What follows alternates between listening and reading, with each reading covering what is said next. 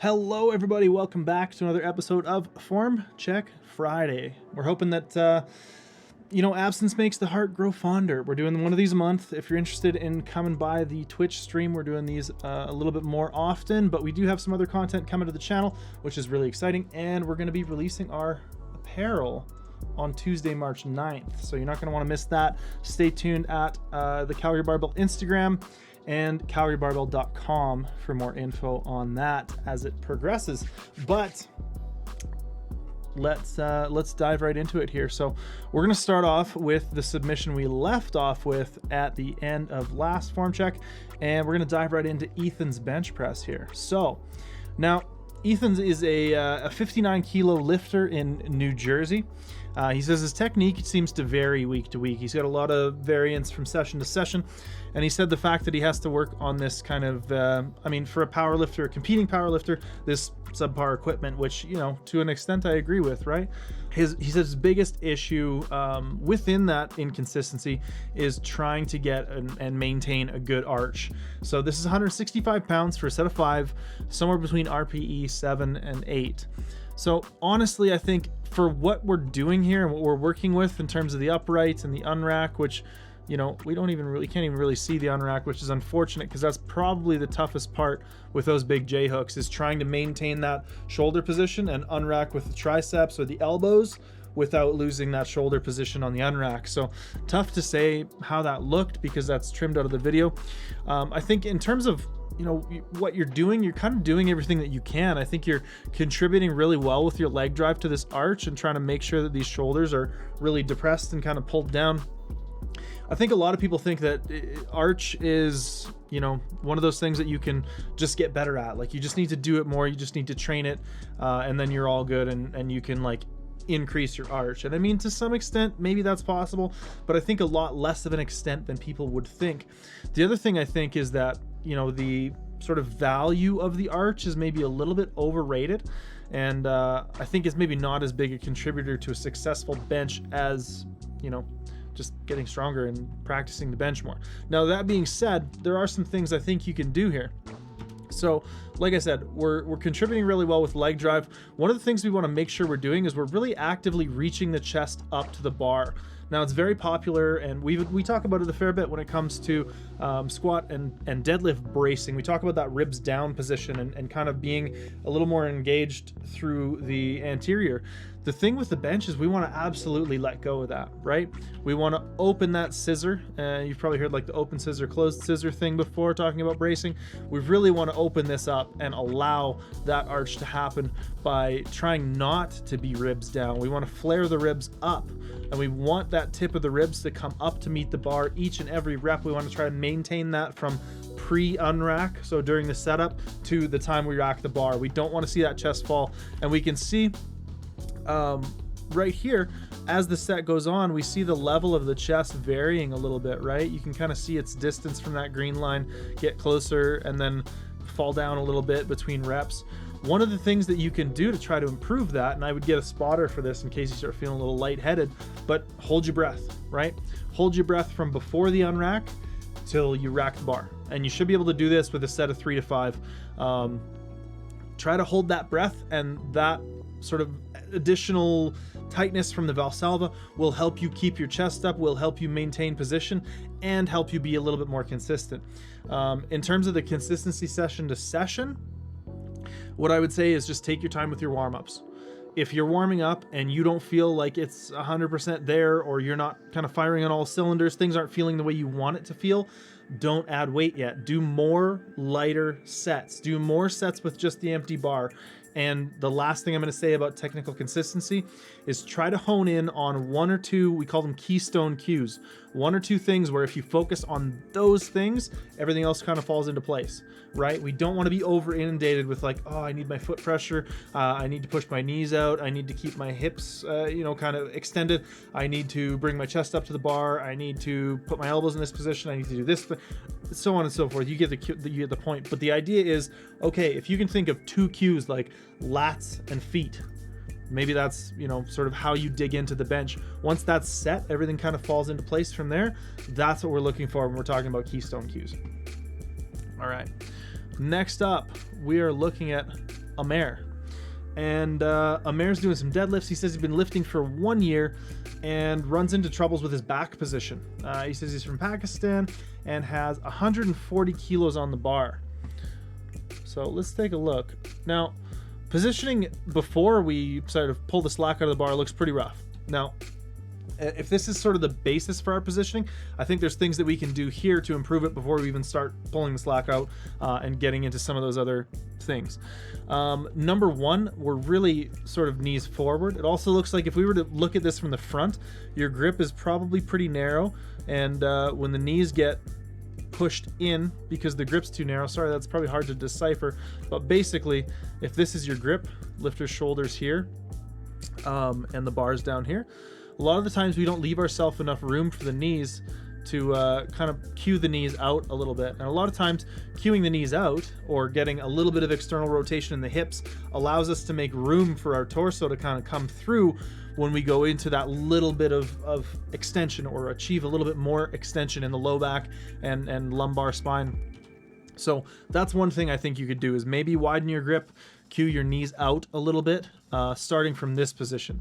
Now, the next thing I'm going to recommend you do is try to stay a little bit further back on your heels. It looks like as you pull in, we're maybe a little bit too knees forward. Let's watch this rep again and see how this changes from here. But yeah, when we pull into here, we're pretty knees forward. Looks like maybe the knees are kind of wedged into one another. And the thing with that, and the reason I cue that external rotation to get a little bit of back extension, is because when the knees are forward like that, or sorry, when the knees are tucked in, your quads will run into your trunk, right? Your quads are going to run into your trunk here. Whereas if you get the knees out a little bit, we have a little bit more room for the natural shape of our torso to get in between and allow our hips to kind of open up. We can extend the low back a little bit better. So I think that's one of the big things here. And the other thing is, yes, we're definitely a little bit knees forward. We're probably a little bit too far on the toes. So I would work on kind of pivoting everything back, right? Shift that weight back on your feet. It's gonna ideally help you get, once you get a little bit of a better shape here, pivoting back is gonna allow you to kind of load that up a little bit more and pull the tension out, so that when you get to this point where the knees are starting to finish their extension, we're not out over the bar, right? Because that's the other thing as we get through, is we're a little bit over in front of the bar. If we look at the shoulder blade in relation to the bar, we're maybe just a tiny bit on the toes, a tiny bit forward, and then we lock out. The knees unlock as we come through lockout, which is another thing that I'm going to pick on, but that often comes hand in hand with being too far on the toes. So try to get a little bit more weight on your heels in the setup. Push your knees out, maybe widen your grip so you can allow yourself some room to extend your low back, and you should be able to get into a nice strong position. Overall, I think the sort of basics of the lift look pretty darn good. I don't think it's like, you know, it's not an abomination by any means. It's not bad at all. It's a good starting point. Oh, there's Ethan again, sorry. I think that more than anything, we just need to work on sort of how we're setting up and how we're initiating a lift, and where that, you know, tension is on the feet. All right, up next we have Marisa. Now, Marissa's doing a set of 5 beltless at 110 kilos. This is 72% for her. And she says she struggles to stay upright out of the hole. And we can see what she's talking about here. We've got that slight little bit of kicking forward, knees kick back, hips kick up, classic sort of squat morning, we'll call it. But I think, honestly, the biggest issue here is that we're trying to be too upright. You'll see as the set wears on, there's less shift in the torso angle because we're allowing ourselves to be a little bit more forward in the torso. So what I would say is actually, instead of trying to stay so upright and then hitting the bottom and having that torso angle shift, is I would say start with a more horizontal torso angle. Allow yourself to lean. We're also getting a little bit up on the toes out of the hole here, where a lot of times if we lean and we initiate with a little bit more hips back, we can stay, again, a little bit more flat-footed. You'll notice I talk about the feet a lot. And when it comes to these lifts, the feet are very much, you know, the way we translate force into the ground. And if we're off balance in the feet, it can cause a lot of things sort of up the chain to deteriorate or to, you know, kind of not go the way we want. So what I'm going to recommend is, see how we initiate if we go really slow here? The first thing that happens is we kind of break at the knees, but we don't really break at the hips until we get to about here. And then you'll see we end up getting pitched a little bit forward out of the bottom. So I think if when you start, you can put a little bit more weight back on your heels, push your hips back just a little bit, and allow yourself to hinge a little bit more into the squat, I think you're going to end up with a position you're able to maintain into and out of the bottom, instead of having a position on the way down that's different than the position on the way up. Yeah, I think that's probably the biggest thing. If you notice you're still seeing your butt kind of come up behind you and the knees come back, then try to make sure that you're keeping adequate pressure through the toes, try to make sure that you're not going too far back on the heels, and that we're not shifting, you know, sort of shifting the load predominantly from quad to hamstring and hip on the way up by way of translating, kind of pushing everything back, right? We want to stay in the quads out of the hole, try to keep those knees forward as we push up, and yeah, hopefully that helps you, Marisa. Up next, we have Nik doing some bench, and Nik's doing some equipped bench. He says he's been lifting for 13 years, which is it's a long career, my man. Raw for 5 years, multiply for 7 years, and now switching to single ply. So this, he said this is his first touch in the Super K, and we're going to take a look at it here. He said this is the first time he's been able to touch in the gym with this shirt, but that he's used quite a bit more weight and touched quite a bit more weight in other shirts before. So you get a really sort of fantastic arch for an equipped bencher. You're able to really kind of take advantage of the fact that you can get your sternum really high here. So he's getting down to the point where the shirt tension is kind of at its greatest just before the chest. And then because he's able to maintain such a prominent arch, he can dump the bar just slightly to get a touch and then pop it back kind of into the shirt. The one thing I'm noticing here, Nik, is that depending on what federation you're competing in, and I'm not sure if there are federations outside of the IPF that do a whole lot of single ply, but we're going to want to make sure that we're keeping that head down on the bench. Now, this is an interesting conversation actually, because the one time I see the lifting of the head on the bench as kind of a useful thing is actually in equipped benching, because what that does is it allows you to leave a little bit of slack in the chest, right? We lift up the head, it allows a little bit of slack there, and then when we come back, we can bring that chest back up, pop it back into the shirt, and kind of lock it out like we're seeing Nik doing here. So if you're in a federation that requires the head on the bench, we're gonna have to break that habit. In terms of the bench itself, it looks really good. It looks like this shirt might be a little bit loose just based on the fact that we're, you know, you said you benched, I think 450 before, and this is 315. We're able to touch it and for reps. Now, the other thing is the shirt might just be riding really high right now. We can see there's a fair bit of slack here. So as the weights get heavier and as you get, you know, a little bit more comfortable with the groove of this shirt, I would work on pulling the shirt down a little bit more, maybe add a belt to hold the shirt in place so that it's not riding up. But when you're doing, you know, light-ish work like this, letting that shirt ride up, making sure that you're able to get touches and presses is a great way to get some training in a shirt. So it looks to me like you're doing everything right. I would love to see a more comp style rep to offer you more sort of useful advice, because it looks like, yeah, you're riding the tension of the shirt really well. You get to a point where the shirt binds up, you're able to kind of dump it a little bit lower, get a touch, and pop it back into the shirt. So overall, I think pretty good benching from you there, Nik. Up next is Oli. Now, Oli's 31 from Montreal, and Oli said he used to do acrobatics and trapeze in the circus, which is pretty cool.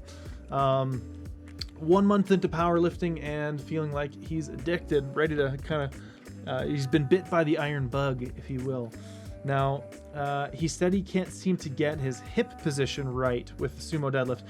In this video, he said he's trying to keep the hips higher, but still not feeling quite right. He says previously he would put his hips too low and end up kind of squatting it up. So to me, yes, I would agree the hips are too high here. One thing that I might think would be useful for you, Oli, is just bring that stance in a little bit.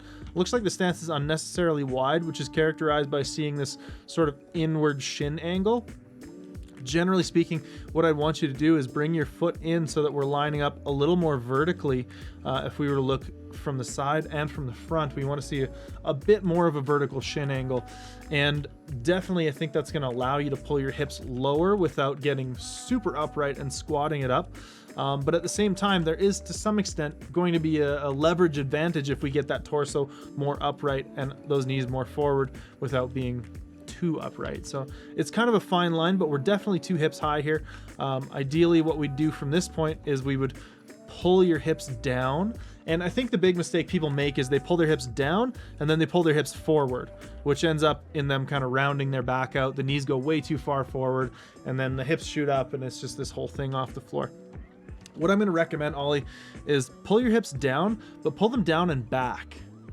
And that's going to allow you to kind of keep good foot pressure. It's going to allow you to keep a little bit of lumbar extension, or at least a sort of neutral range throughout the back. Pull the hips low, pull the hips back, and I think that'll get you into a pretty decent position, as well as probably narrowing that stance just a little bit, because I think you're a little bit too wide on that. All right, up next we have Lan. Now, Lan says he is losing control at the bottom of his squat. He wants to work on squatting a little bit higher, but he says he gets more power. He's more used to going ass to grass, or ATG, he called it. So he says this is stronger with more stretch reflex, but he wants to work on trying to cut his depth. He figures that this is a little bit too deep and that he loses control at the bottom. So what we're gonna do is we're gonna let this video play through. We're going to thank everybody for watching through this video. We're going to be back next month, the first Friday of the month, with more Form Check Friday, and we will get back to Lan's squat. I'm going to give my 2 cents on it, and hopefully everybody can go ahead and check out this squat. Leave your comments in the comment section below as to what you think Lan can do to improve his squat, ways that he can work on control in the bottom, perhaps cutting depth. What do you guys think? Let us know. And again, Apparel drops Tuesday. We'll see you in the next one. Bye-bye, everybody.